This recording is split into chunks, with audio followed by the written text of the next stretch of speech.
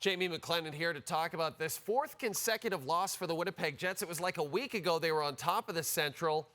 Jamie, this slide may have cost them the Central Division, and ultimately, did it cost them a more favorable first-round matchup?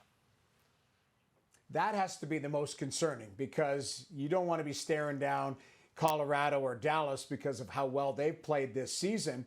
You're looking for a more favorable matchup, maybe in a wild card position. But you're right. It was about a week ago where the Winnipeg Jets, before they went on the road, were right at the top, challenging for the top of the league, top of the conference, top of the division.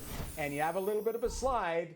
And what happens is now all of a sudden you're chasing the standings. Now, it was a big loser point in tonight's game against the Edmonton Oilers, because the Edmonton Oilers were a desperate team as well. They didn't like their weekend against the Toronto Maple Leafs and the Ottawa Senators. So you knew they were going to be motivated and try and get 2 points. And it was a goaltender battle early on, and then Edmonton gets up 3-1, feeling pretty good about their game, and the Winnipeg Jets storm back and get a big point. So we can call it a loser point. You're chasing the standings a little bit, but I agree. When you lose 4 in a row, especially at this time of the season, now all of a sudden you're chasing the standings and looking up instead of looking down at potentially would have been a more favorable matchup in the next couple weeks. I heard John Lou speaking on our broadcast, Jamie. He said this is the 6th sellout in Winnipeg this season, because when Connor McDavid comes to town, everyone wants to come and see him. That's great. I love to see that. But this is the amazing thing about McDavid. 93 assists now, 7 assists away from 100. There are only 3 players in history who have hit 100 assists in a season, and it's Gretzky, Lemieux, and Orr, like it's the Mount Rushmore. And now McDavid might join that assist Mount Rushmore. Can you just put in perspective how amazing it would be if he were able to accomplish the century mark in assists?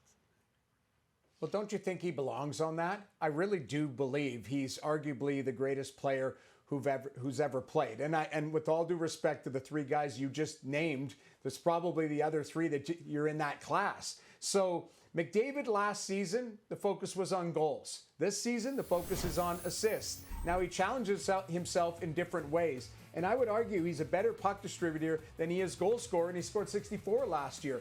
But with his speed, he's able to push back defenders and look for options. And obviously, Zach Hyman, with 51 goals on the season, has been the recipient, especially on the power play. But McDavid is a special player.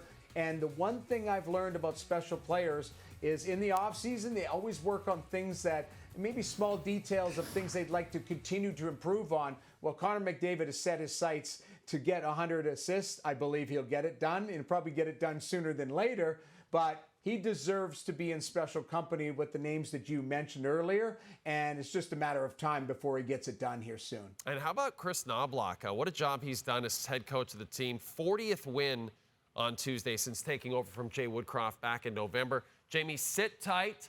We're going to get to the Leafs highlights right now.